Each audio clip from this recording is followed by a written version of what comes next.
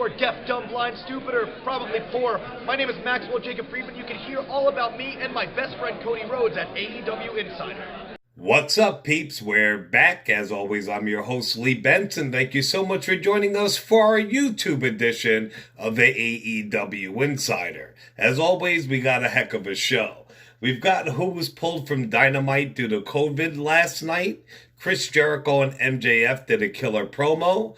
WWE is under fire for being a corona hotspot. And we got so much more. And remember, if you want to win a WWE Fiend Elite action figure, you got to stick around to the end of the episode to find out how. Anyway, since this is the AEW Insider, let's start off with a little AEW.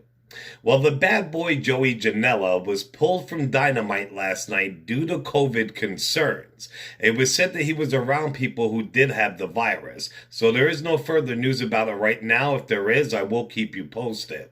Last night on Dynamite, Chris Jericho and MJF did a Broadway musical type segment. I thought it was decent, but the internet and the wrestling world thinks it is the greatest promo that has been done in eons. So congratulations to those two and for Tony Khan for giving the fans something different and obviously something that they want.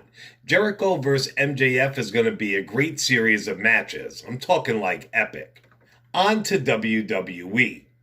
Come to find out, there were two people asked to be the Raw executive producer before finally Paul Heyman took the job. It was none other than Triple H and Stephanie.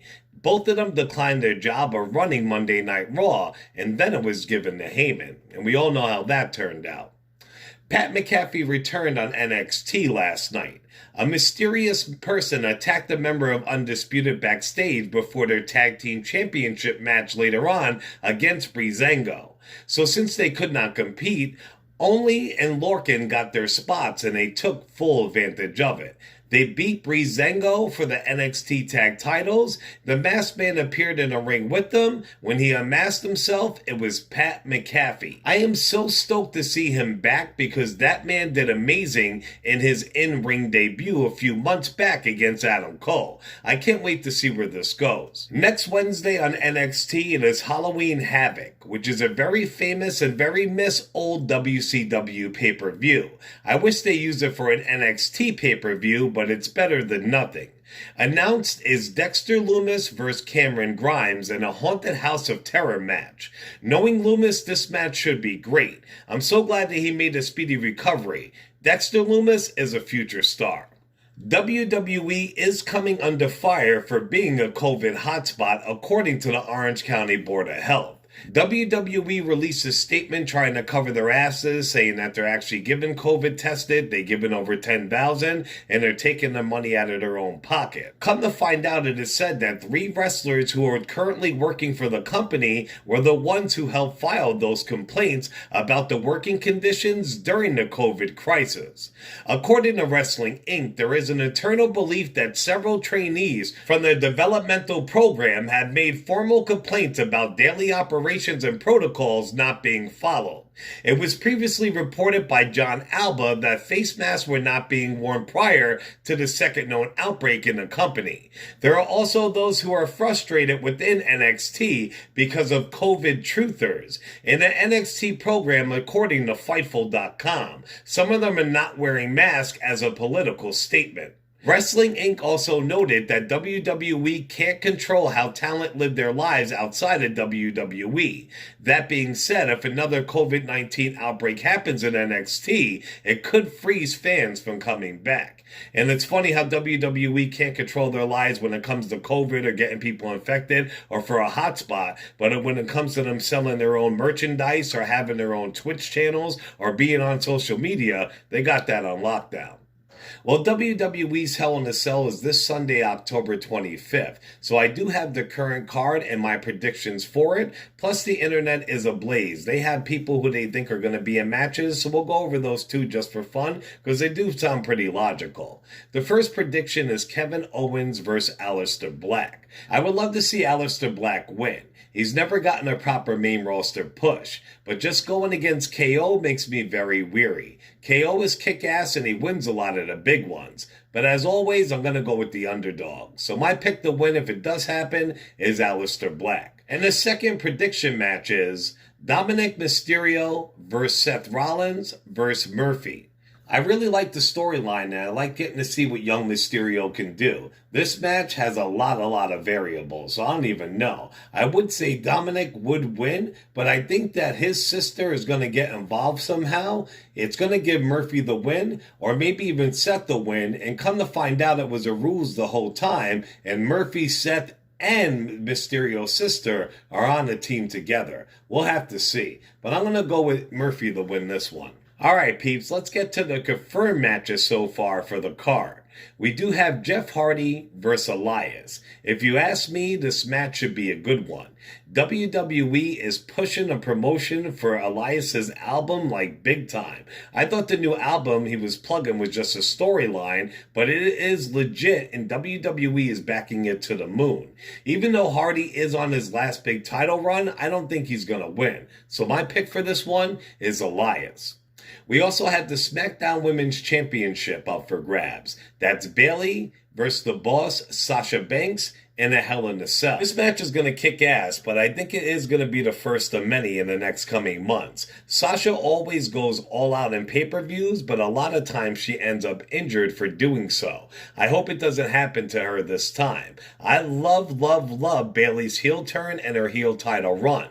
These women have a ton of history, and they've had some great battles. But my pick to win is Bayley. We also have the WWE Championship match. It's Drew McIntyre versus Randy Orton in a Hell in a Cell. These two have been kicking ass and Orton is better than he's ever been. I wanted Drew to win and hold that gold for eons, but like I've been saying the last couple of pay-per-view, his time is up. Pass the strap. My pick to win, Randy Orton. And finally, for the confirmed card so far, we have the Universal Championship match up for grabs, which is Roman Reigns versus Jey Uso in a Hell in a Cell I Quit match. Now, this has been the best storyline WWE has done in ages. It comes off so visceral and real, I love it. Eventually, I think the Usos will join Roman and be part of a Roman heel faction. Expect Jay's brother to interfere in this match, and it could be the best match of the night. My pick to win, Roman. On to random wrestling and sporting news.